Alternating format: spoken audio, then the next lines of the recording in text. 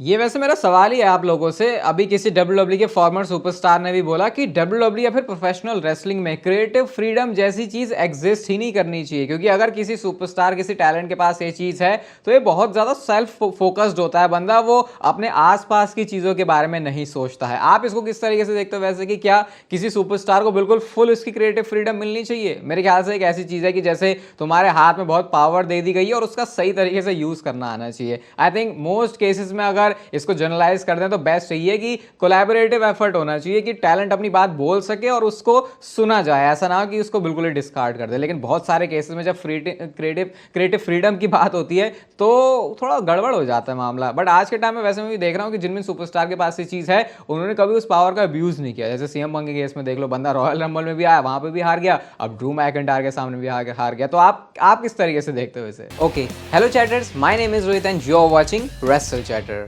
Welcome guys आपका voice of wrestling के एक और नए एपिसोड में। सबसे पहले रक्षाबंधन पर्व की आपको हार्दिक शुभकामनाएं। अपनी फैमिली के साथ अच्छे से टाइम स्पेंड करो और बस बढ़िया है, सब कुछ सही चल रहा है। सबसे पहले हम बात करते हैं सीएम पंक की उस एंट्रेंस के बारे में जो कि ड्रू मैकिंटायर ने करी है। और फेनेटिक्स वाला जो इवेंट था वहां पर एंट्रेंसेस आपने शायद बहुत सारी वीडियोस देखी होंगी। अब सीएम पंक के म्यूजिक पर ड्रू मैकिंटायर निकल के आते बिल्कुल हुडी वगैरह पहन के, और उसके बाद उन्होंने अपनी हुडी को हटाया और वो सीधा माइक पर यही बोलते हैं FU CM पंक, उन्होंने बोला।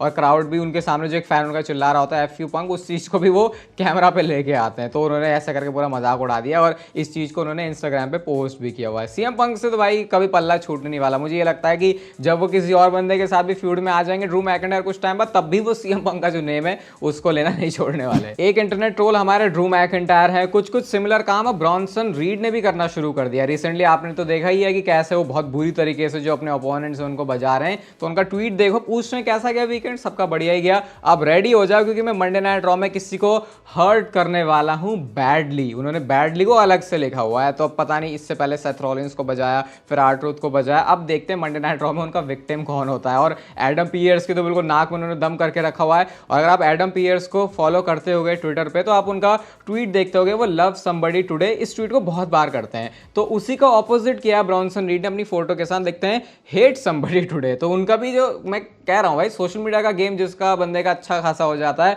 उसको एटलीस्ट वहां की ऑडियंस का तो जो फेवर है मिलना शुरू हो जाता है, तो फिर इवेंचुअली वर्क करता है कि डब्ल्यूडब्ल्यूई भी उस बंदे में इन्वेस्टेड हो। तो ब्रॉन्सन रीड के लिए पिछले 2-3 हफ्ते तो भाई बहुत बढ़िया रहे, मेरे ख्याल से बेस्ट बुकिंग रही है उनकी।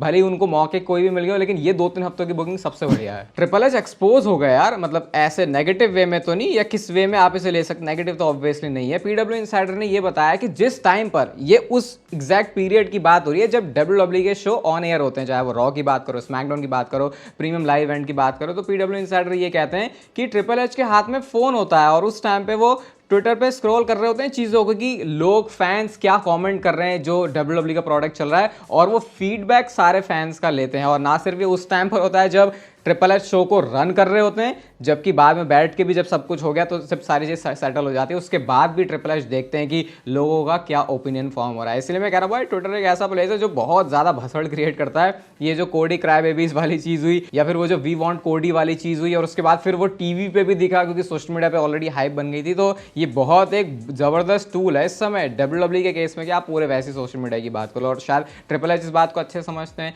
मॉडर्न टाइम के डब्ल्यूडब्ल्यूई कंपनी के बुकर हैं तो समझनी पड़ेगी भाई। पॉल हेमन की तो भाई ब्लड लाइन के बारे में जो बातें हैं वही नहीं खत्म हो रही। अब उन्होंने इसी फैनेटिक वाले इवेंट के अंदर और भी, अब ये फैनेटिक्स वाले इवेंट में उन्होंने और भी कुछ बात बोली है। सबसे पहले वो bottom of the third inning की बात कर रहे थे। पॉल हेमन बोलते हैं कि he doesn't think that we are even in the third inning yet. तो इसका मतलब भाई अभी तो इनकी जो स्टोरी है बहुत लंबी चलने वाली है। पॉल हेमन ये भी कहते हैं कि अगर किसी को लग रहा है कि बस ब्लड लाइन की स्टोरी में बस इतना ही है तो वो बहुत ज्यादा बड़ी गलती कर रहा है। और थोड़ा सा अपना कैरेक्टर ब्रेक करके उन्होंने अपने ब्लड लाइन से अलग होने के बारे में भी बात करी। वो कहते हैं कि मैं ही वो आखिरी लिंक बचा था उस पुरानी वाली रियल ब्लड लाइन का, तो फिर वाइज मैन को तो बाहर जाना ही था। और बहुत सारी बातें ना पॉल हेमन रिवील तो कर देते हैं स्टोरी लाइन की, लेकिन हमेशा उनको देख के ऐसे लगता है कि यार ये बंदा अभी भी कैरेक्टर में ही है। अगर वो बोल रहे हैं कि सोलो के पास और भी बंदे हैं तो वो ऐसा नहीं लग रहा है कि जैसे वो स्पॉइलर दे रहे हैं, मतलब है वो एक तरीके से स्पॉइलर ही, लेकिन फिर भी लगता है कि जैसे कि वो उस चीज को और हाइप दे रहे हैं। बहुत सारे लोगों के केस में लगता है यार इसने तो बता दिया पहले से, पॉल हेमन ने बता दिया है सब कुछ, लेकिन उसके बावजूद भी उनकी जो बातें होती है ऐसा लगता है भाई ये बंदा कोई कैरेक्टर से बाहर नहीं आता। अगर आप कोई उनका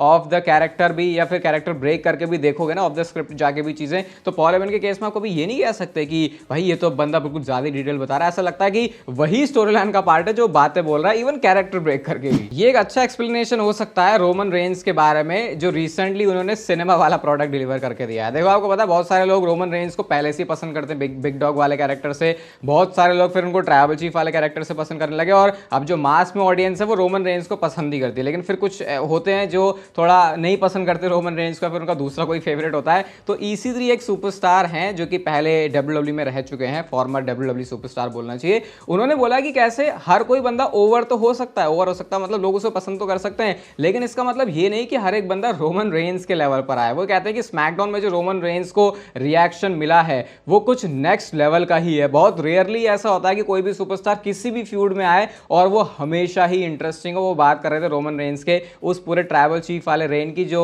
1300 दिनों से भी ऊपर का चला था, तो वो उस चीज को अप्रिशिएट करते हुए बोलते हैं कि वो चीज इतनी ग्रेट है कि जरूरी नहीं कि तुम उसके पास जा सको, वो कुछ नेक्स्ट लेवल वाली चीज हो जाती है। ऐसा EC3 का रोमन रेंज के बारे में कहना। और मेरे ख्याल से अगर आप कितने भी लेजेंड्स की बातें सुनोगे वो रोमन रेंज को इसी तरीके से अप्रिशिएट कर रहे हैं। अब बहुत सारे लोगों को ऐसा भी लगता है कि रोमन रेंज को अप्रिशिएट करने का मतलब है कि यार बस रोमन रेंज ही और कोई है नहीं, या क्या इसको अप्रिशिएट करने के पीछे कहीं कोई और रीजन तो नहीं है। लेकिन ग्रेटनेस अगर विटनेस या फिर समझनी हो तो वो रोमन रेंज के पिछले कुछ सालों को देख के आराम से कहा जा सकता है। उस टाइम पहले जो रोमन रेंज काम करते थे, अगर आपको जाननी हो तो आप मेरी 2018 की वीडियोस भी देख सकते हो कि मैं रोमन रेंज के बारे में क्या कहता था। कोडी रोड्स और रोमन रेंज को क्या सेम शो पर रखने से कोई प्रॉब्लम है? क्या फैंस को ऐसा फील होता है? डेफिनेटली फैंस को फील होता है कि यार अब रोमन रेंज भी फेस है, कोडी रोड्स भी फेस है, तो ये बंदे दोनों साथ में कैसे आ सकते हैं। तो कोडी रोड्स ने इस बात को जो है खत्म कर दिया। वो कहते हैं कि जो फोर्सेस हैं वो सेम शो पर एग्जिस्ट कर सकती हैं। रोमन रेंज रॉ पर है, मैं भी रॉ पर हूं, वो स्मैकडाउन में है, मैं भी स्मैकडाउन में हूं, इस बात से मुझे कोई प्रॉब्लम नहीं है, लेकिन ये जो टाइटल है वो स्टिल जो है मेरे पास ही बिलोंग करता है। ऐसा कोडी रोड्स ने कह के जो है एक तरीके से रोमन रेंज के ऊपर शॉट भी ले लिया है। ये तो इवेंचुअली WWE को करना ही है, कोडी रोड्स और रोमन रेंज का मैच। अब ये देखते हैं कि क्या इसमें अनडिस्प्यूटेड चैंपियनशिप इन्वॉल्व होगी या फिर नहीं। वैसे स्टोरी लाइन वाइज तो होनी चाहिए, क्योंकि उसी की वजह से तो रोमन रेंज जो है चैंपियनशिप हारे थे वो रेसलमेनिया में जो हुआ था। तो आई थिंक जब भी होगा WWE इसको मेगा लेवल पे बुक करेगी। फिर चलो एक बार फिर से जॉन सीना के फेयरवेल रिटायरमेंट टूर की बात कर लेते हैं। तो ड्रू मैकिंटायर ने अपना इसके ऊपर अपनी टिप्पणी दी है, जो कि सुननी बहुत ही ज्यादा जरूरी है, स्पेशली जिस तरीके से अपने कैरेक्टर में रह के वो बातें बोलते हैं। ड्रू मैकिंटायर का कहना यह है कि जॉन सीना को मैं बुरी तरीके से तहस नहस कर दूंगा, माइक में भी, रिंग में भी, और मैं तो ये चाहता हूं कि मैं ही जॉन सीना का जो सारा बोरिया बिस्तर है वो उसे पैक करके रिटायरमेंट की तरफ भेज दूं, और उसमें मैं कोशिश करूंगा CM पंक को भी मिला के भेज दूं कि भाई तू भी चला जा इसके साथ। तो ये ड्रू मैकिंटायर का कहना है। ऑब्वियसली यहां से वो चाहते हैं कि उनको जॉन सीना के साथ मैच मिले। वो मैं बता ही रहा हूं, फेयरवेल टूर ऐसा है जॉन सीना का कि हर एक बंदा उनके साथ मैच करना चाहता है। कोडी रोड्स ने भी ये कमेंट किया, भाई बहुत ज्यादा जो है उनके लिए प्राउड की बात होगी, ऑनर की बात होगी अगर वो जॉन सीना के साथ उनके इस फेयरवेल टूर के अंदर रिंग शेयर कर पाते हैं। मेरे ख्याल से एक ना वो बहुत बार बोल, आई थिंक मैं जॉन सीना के ऊपर एक वीडियो बनाने भी वाला हूं पूरे उनके रिटायरमेंट टूर की, तो उसके लिए स्टे ट्यून्ड। डेमन प्रीस्ट को सस्ता अंडरटेकर, बॉन्डेज अंडरटेकर, या फिर हम बोले बाइसेक्सुअल अंडरटेकर, ये सारे नाम जो मिले हुए हैं। अब उन्होंने लाइव इवेंट में अंडरटेकर की पूरी जो है कॉपी मार दी, ट्रिब्यूट दे दिया उनको। अंडरटेकर का वो सिग्नेचर रोप वाला मूव वो भी उन्होंने परफॉर्म किया, और टूम्बस्टोन पाइल ड्राइवर भी उन्होंने लगाया। इसे मैं टूम्बस्टोन पाइल ड्राइवर तो नहीं बोलूंगा, बस पकड़ के उन्होंने पूरा फ्लैट ही गुंथर को गिरा दिया था। ये लाइव इवेंट के मैचेस थे वैसे, और आई थिंक पहली बार ही ऐसा हो रहा है कि डेमन प्रीस्ट कुछ ऐसा कर रहे हैं। इवन उन्होंने अंडरटेकर का ये वाला भी जेस्चर किया था, जो वैसे भी शायद वो अपने मैचेस के अंदर करते हैं, इसीलिए सस्ता अंडरटेकर बोलते हैं उनको। एक तो आवाज भी भारी है ना, लेकिन मैं ये तो बोल सकता हूँ इस पिछले 3-4-5 महीने के काम ने डेमन प्रीस्ट को अपनी एक अलग आइडेंटिटी तो डेफिनेटली दे दी है। अभी वैसे तो बैड ब्लड वाले शो को होने में बहुत टाइम है, लेकिन अभी से ये वाला जो शो है वो पूरा का पूरा सोल्ड आउट हो चुका है। तो ये WWE की बहुत ज्यादा खासियत रही है रिसेंट टाइम में कि उनके जो अटेंडेंस होती है, जो उनके शोज में आते हैं लोग, जो कैपेसिटी होती है वो बहुत ज़्यादा होती है, और बैड ब्लड भी कोई इसमें अलग चीज़ नहीं है। और मेरे ख्याल से बैड ब्लड को लेके ऑलरेडी जो स्पेकुलेशन भी चल रही है सारी, उसने भी हेल्प करी है कि रोमन रेंज या ब्लड लाइन भी फीचरिंग हो सकता है ये पूरा वाला शो। मुझे ऐसी वाइब आ रही है कि बैड ब्लड का शायद जो पोस्टर होने वाला है वो भी बहुत, मतलब ये तो अलग ही, इसकी भी कोई क्या ही प्रेडिक्शन करेगा, लेकिन मैं कर रहा हूँ, मुझे लग रहा है कि बैड ब्लड का जो पोस्टर है वो भी कुछ बहुत कमाल का होगा। इसकी थीम वाइज जो WWE प्लान कर रही है, और अगर ब्लड लाइन की इसमें स्टोरी है फिर तो भाई इसे मतलब ये तो बन ही जाएगा कि भाई इसको तो अब हर साल का ही बना दो तुम शो, क्योंकि ब्लड लाइन की स्टोरी लाइन तो चलने वाली है कम से कम 25-30 साल। तो फिर हर साल में एक बैड ब्लड शो हो जाएगा, तो ब्लड लाइन की स्टोरी वहां पे अच्छे से पिरोई जा सकती है। फिर स्मैकडाउन वाले दिन ही जो मैंने शाम को वीडियो बनाई थी उसमें मैंने आपको बताया था कि ऐसा बहुत हद तक पॉसिबल है कि रोमन रेंज अब एक भी स्मैकडाउन के शो में ना आए, और सीधा जो 13 सितंबर का स्मैकडाउन का एडिशन होगा, जो पहला एपिसोड होने वाला है USA नेटवर्क के ऊपर, वहां पर रोमन रेंज आ सकते हैं। अब देखो कोई बिल्कुल कंफर्म ऐसा नहीं है कि यही चीज होगी, लेकिन चांसेस इस बात के ज्यादा हैं। ये भी हो सकता है कि क्या पता 1-2 हफ्ते के अंदर भी रोमन रेंस आ जाए, वो मैं आपको चैनल पर बता दूंगा। तो भाई देखो एक बार नीचे चेक करना, रेड बटन आपने प्रेस किया है, सब्सक्राइब किया है फिर नहीं, क्योंकि कर लोगे और नोटिफिकेशन बेल ऑन कर लोगे तो नोटिफिकेशंस भी आपको मिलने लगेंगे। अगर आपको नहीं पता तो इसलिए मैंने बता दिया। अब रोमन रेंस जब नेक्स्ट टाइम आएंगे तो चांसेस इस बात के बहुत ज़्यादा हैं कि वो अकेले नहीं होने वाले। बिल्कुल सिंपल सी स्टोरी लाइन है, एक हफ्ते आके तो उन्होंने ब्लड लाइन के ऊपर भारी पड़ गया, लेकिन जब जेकब फाटू आए तो फिर रोमन रेंस को ही बजा दिया गया। इतने टाइम से जो ब्लड लाइन का रियूनियन है वो पेंडिंग है, तो कुछ ऐसा सीन हो सकता है कि रोमन रेंस खड़े हों और उसके बाद जे ऊसो आए, जिमी ऊसो आए, और ये जो ब्लड लाइन का रियूनियन है वो हमको नेक्स्ट रोमन रेंस की स्मैकडाउन की अपीयरेंस में ही देखने को मिल जाए। शायद पॉल हेमन के वापस आने में भी डिले है,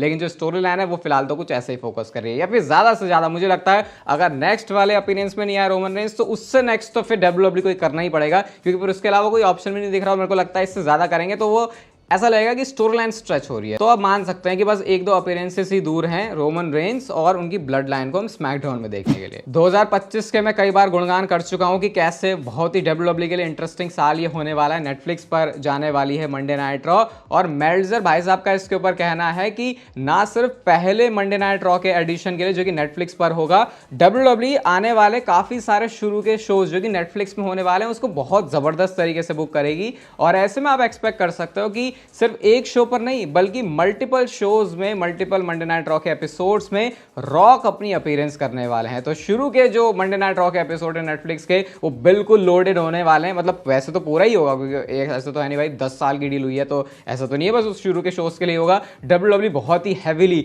बहुत ही ज्यादा इंटरेस्टिंग चीजें नेटफ्लिक्स के शोज पर बुक करने वाले हैं। इसकी वजह से शायद आपको रॉक की मल्टीपल अपीयरेंसेस देख सकती हैं। तो बस रेडी कर लो अपने आपको 2025 के लिए। बाकी ये वीडियो अगर आपको अच्छी लगी तो लाइक कर देना, चैनल को भी सब्सक्राइब कर दो ऐसे और मस्त वीडियोस के लिए, और तब तक लेते रहो जिंदगी के मजे।